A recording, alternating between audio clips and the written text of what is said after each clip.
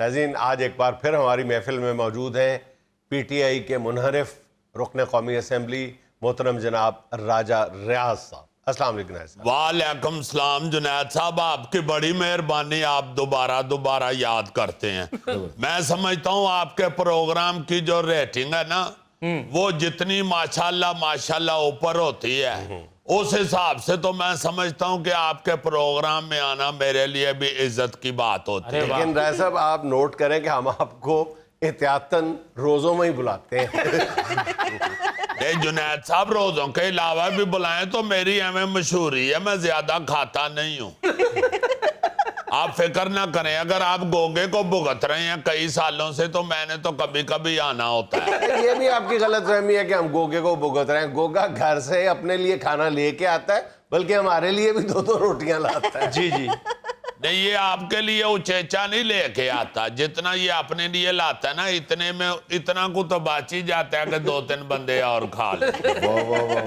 तो मैं सबसे पहले तो जुनैद साहब, नई आने वाली हुकूमत को खुशामदीद कहता हूँ। और मैं समझता हूँ कि ये जो आई है हुकूमत, ये ऐसे ही है जैसे वीराने में चुपके से बाहर आए। चुप के बाहर आए, चुपके से मैं कह रहा चुप के बाहर आए।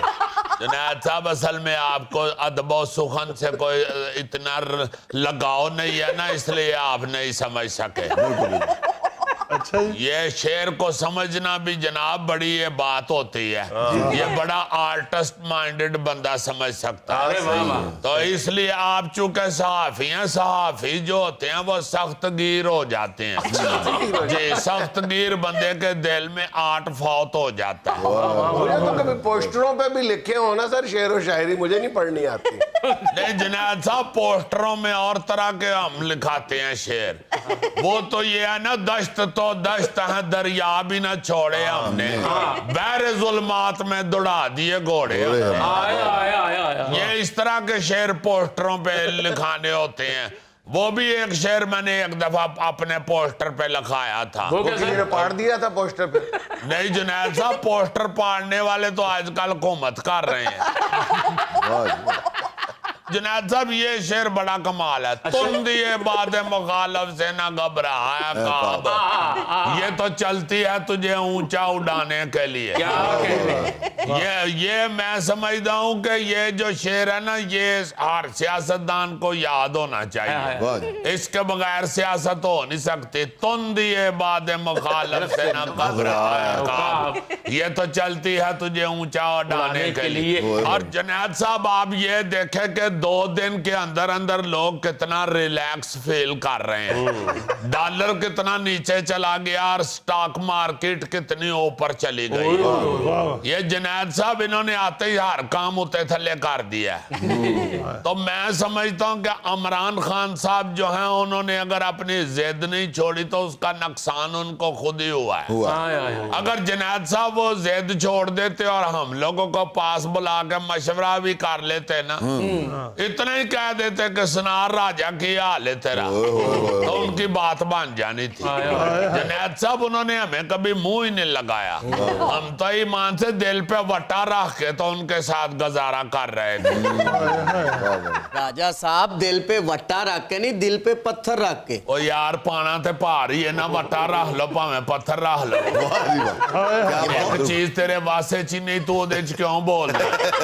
वटा होवे भावे पत्थर होवे, तेरे कोलों केड़ा चुकिया जाना? जिन्हें रखना है वो जाने, तो ओदा काम जाने, उन्हें वटा रखना के पत्थर रखने। राजा साहब, जे बहुता दिल ते भार पाना तो गोगे दे पैर थले रख दो।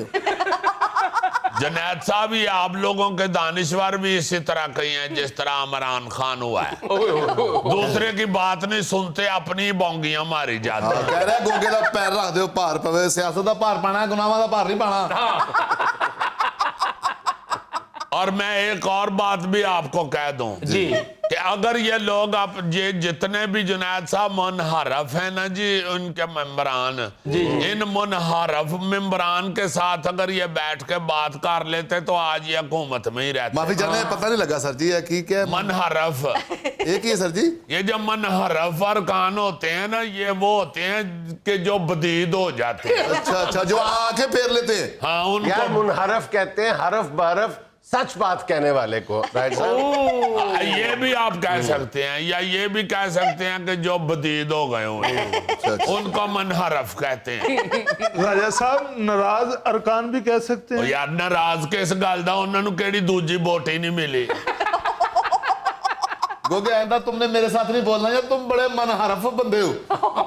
मनहरफ होते हैं बदीद, और बदीद आपको पता है वही होता है जो बेचारा आक जाता है। जी हाँ। हाँ बिल्कुल। अगर एक बंदा एक बंदे के साथ बदीद है तो फिर दूसरे को भी बदीद होना पड़ता है। बिल्कुल बिल्कुल। तो उसको उर्दू में फिर कहते हैं कि यह मनहरफ अरकान है।